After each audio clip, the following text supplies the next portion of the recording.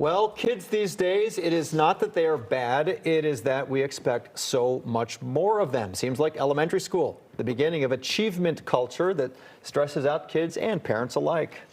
By high school, teenagers are expected to know what they want to do as a career while joining clubs and playing sports and prepping for the SATs and on and on and on.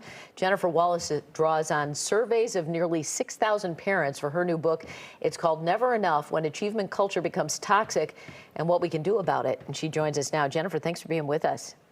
Thanks so much for having me. It's so interesting that this generation of parents, which would include Dan and myself, just speaking for us, it's so different than the way we were raised. Why? I mean, we were raised very lackadaisical, Gen X, and I don't know why we're doing this to our kids. Is it the parents' fault?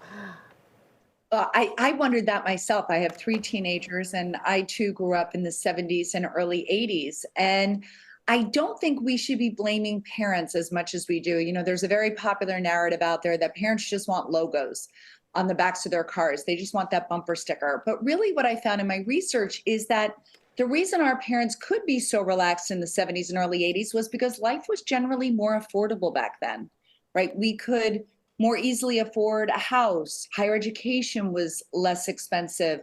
Healthcare was less expensive. Food was less expensive. Today's parents have seen an ushering in over the last few decades of extreme inequality. And they're seeing the crush of the middle class, and parents are worried. They're worried about their kids' futures. And so we are absorbing these macroeconomic forces and becoming social conduits in the way that we are passing those pressures and fears onto our kids.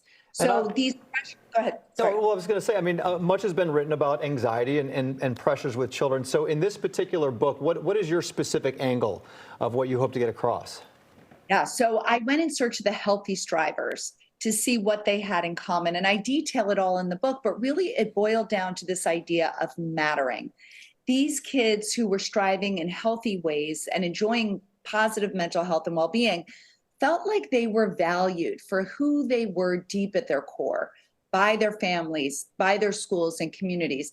And they were relied on to add value back to families, to schools, to communities. So they enjoyed this high level of mattering that acted like a protective shield. It didn't mean that these kids didn't have failures and setbacks, but mattering buoyed them up. They knew deep inside that their value was not contingent on their performance. It is interesting that you say this statistic is interesting. Two national policy reports show that students at these high-performing schools are at risk just behind kids who are in poverty or foster care or who have a parent in prison.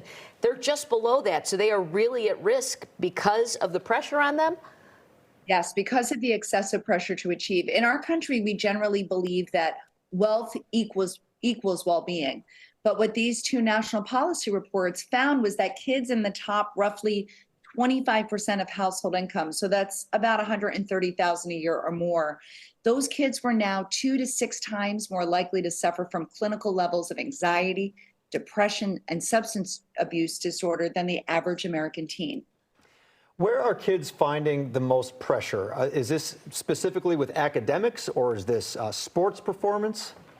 It's everywhere. The pressure is now everywhere. It's academics, it's sports, it's social media, it's messages in the wider culture that tell them at every turn they're not enough or they're only as good as their next accomplishment. So home really needs to be a haven from that pressure.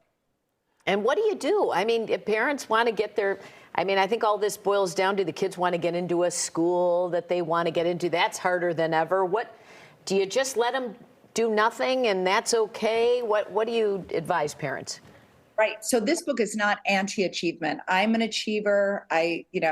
My husband and I both went to Harvard. We enjoy our healthy achievements, but achievement can't be the only purpose of childhood. So the advice I've been given by researchers and psychologists in the field is at home, it is to make make it a place for kids to recover from excessive pressure. But parents should also have a bar about how work gets done at home. So less focus on shiny outcomes and more focus on giving and scaffolding our kids, teaching them good, healthy work habits, how to recover in healthy ways so that we could really raise them to be achievers for life. All right, the book is called Never Enough. You can find Jennifer on her site and on Instagram. Thanks for being with us. Thank you, Jennifer. Thank you so much.